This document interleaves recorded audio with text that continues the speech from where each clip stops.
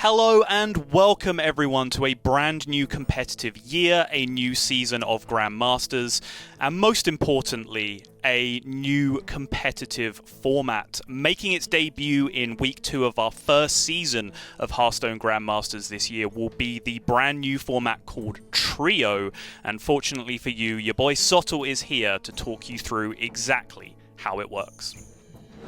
Trio starts with all players in the tournament being offered the same groups of 3 different classes.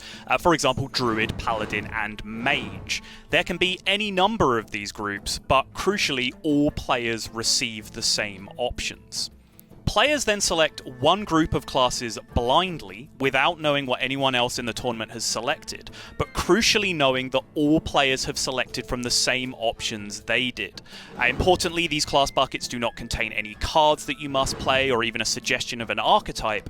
Each player has complete freedom to build whatever they like within the classes they have chosen. Once all players have chosen and submitted their lineup, then the actual match format is just good old-fashioned best of 5 conquest, only in this case with no ban, because each player only has a 3-deck lineup. For those of you unfamiliar with conquest, that just means that each player is free to queue any deck they like for the duration of the series, but after each deck wins, it is then no longer eligible for selection. The first player to win with all 3 of their decks is declared victorious and wins the series. So what's the big idea here?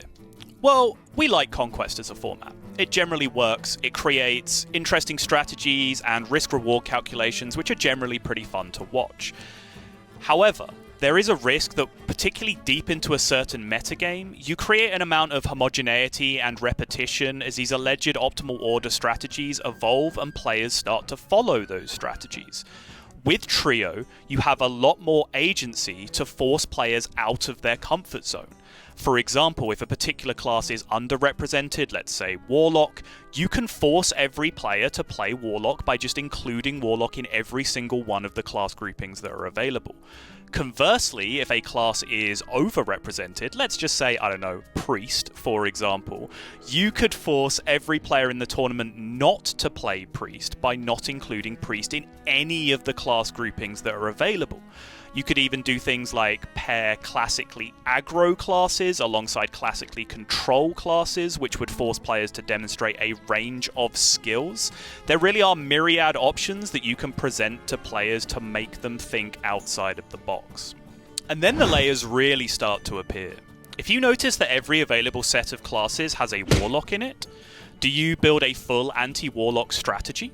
Safe in the knowledge that every opponent you face is 100% guaranteed to have Warlock in their lineup, and you can just beat up on that Warlock and prevent it from getting its required conquest win. Do you make your own Warlock something annoying and off-meta to prevent your opponents from being able to do the same thing to you?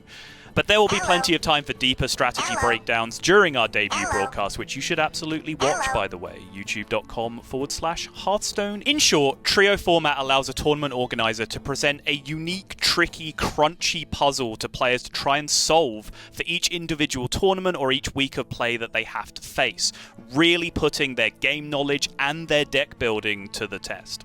So that is all you need to know. What is your first impression of the Trio format? What groupings do you think the Hearthstone esports team are going to throw at our players for our trial week in Grandmasters? Will this format last longer than Specialist? Give me the answer to all those questions, and any questions you might have, put them down below in the comment section, and make sure to hit the subscribe button on the Hearthstone YouTube so that you do not miss a single event in what is sure to be an absolutely packed year of Hearthstone content. Thanks everyone, and take care.